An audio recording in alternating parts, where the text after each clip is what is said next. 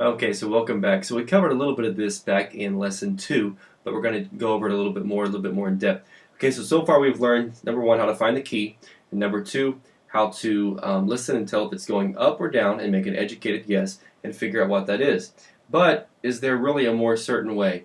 There is, and we've gone over this a little bit already, but basically it's using the chords to figure out what, and using the bass note to figure out what the chord is, okay? And basically what it boils down to, as we've mentioned before, is one thing that really helps you with learning how to play by ear is that you can figure out what the bass note is, and you train yourself to listen to what the bass note is. It's all about the bass. If I can emphasize anything in this course, it's that you've got to learn and figure out what the bass note is, because so many great piano players, they're not really playing by ear, but they're what I call guessing by ear. So in other words, what they're doing is they're listening to music and they're guessing. Okay, is that an F? Okay, that sounds all right there. Maybe it wasn't an F. Maybe it was like a B flat over F. Maybe it was, who knows, a D minor 7. Maybe it was an F over G. It could have been all these different things, but they've trained their ear just to listen to the right hand, and they have no ear at all for the bass note. And what that happens is they create these monsters of songs. They're trying to replicate a song that they hear on the radio. They think they've got it down, and it's nowhere anywhere close to what the original recording was. And we've got to try to be as accurate as possible when we're listening, when we're playing songs, to try to get them right. So that's basically called guessing by ear. They listen to the melody. They think just because they're playing the melody in their right hand that they're doing the song justice and they're playing it right. But that's just not the case, unfortunately. And what happens is when you get a lot of people together from different areas, they're trying to all play their own version of a song, and you've got several different versions going on, probably a handful of correct ones there, and then a bunch of wrong ones there. So playing by ear versus guessing by ear. We've got to learn how to actually play by ear. Now, the way that happens is you pick out the bass note first, you figure out the bass note, and then you go from there. You don't figure out the melody note first. Never figure out the melody note first. Always figure out the bass note, and then add that melody note in after you get the bass note down. And then after that, really, once you figure out what key a song's in, and you figured out the bass note and the bass progression, you should really be able to just play the song. And that's something, of course, that comes with practice, but you should be able to use your knowledge in music theory and make pretty educated guesses about what note and what chord is supposed to go over that song. Now, we've done something kind of cool in this lesson. We've recorded Amazing Grace, a real simple song, taking a little break from some of the current songs, and we've taken a little break here. We've recorded Amazing Grace with just the bass, where you can go through and you can figure out what I'm doing with just the bass. Now, what you've got to do once you listen to the bass note and figure that out, and what I want you to do is totally mimic the bass notes, figure that out, and then after that, what I want you to do is figure out the right hand that goes with it. Okay, so we're in the key of F here once again. Okay, if we go to an E, it's either going to be most likely a C over E or an E minor 7 with a flat 5. Okay, if we go to let's just go a step by step too. Let's say we have an F, our 1 chord. It's most likely going to just be an F. If we're going to the 4 chord, maybe an F7 or an F9.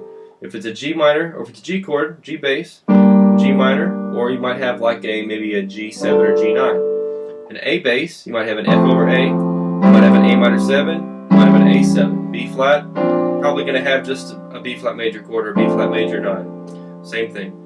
C, you're just going to probably have a C. You might have a C minor 9 if you're doing the 5-1-4 progression. D, most likely going to be a D minor. You might have a D7 or D7 with a flat 5 if you're going to the G minor 7 chord. So those are pretty much all the chord options that you're going to be seeing in this type of song.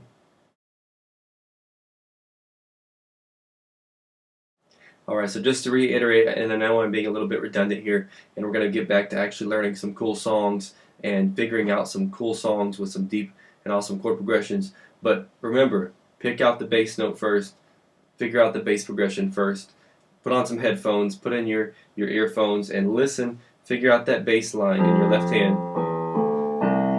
If you're a bass player, even pick up your bass, figure out what the bass notes that they're playing are. I've had to do that on occasion. I couldn't figure out, even just listening to the piano, what it was, and I had to pick up the bass because it just makes it easier.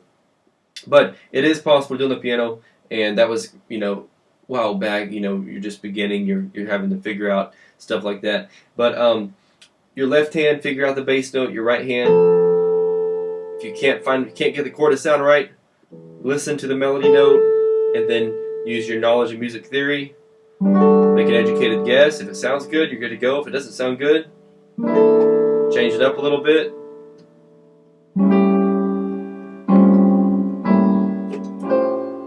Figure out what sounds the best. And eventually, see, at first this is tough. At first it's something that's hard to do. At first it takes forever to figure out that bass line.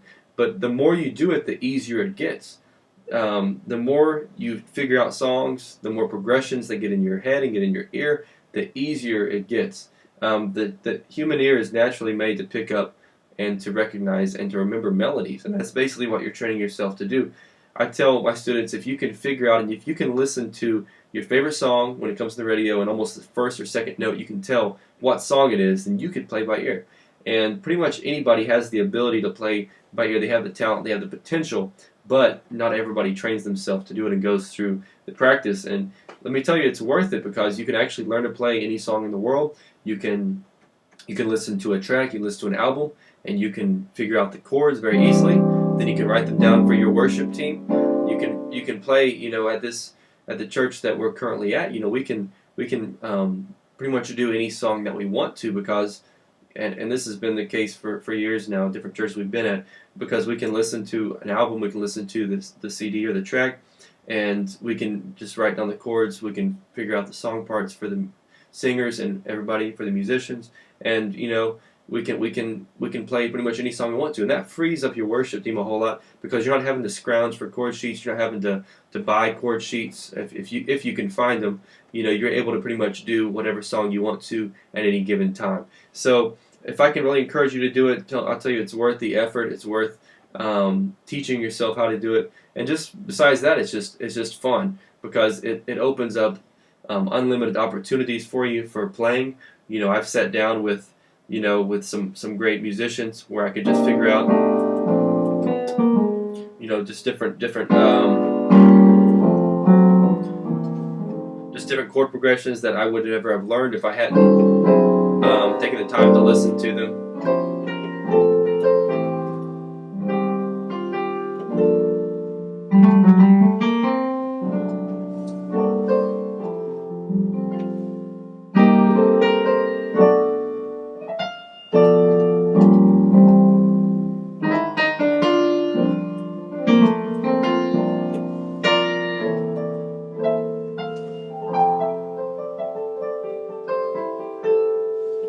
So there's a lot of fun. You can have a lot of good stuff with this. There's all kinds of things you can learn from.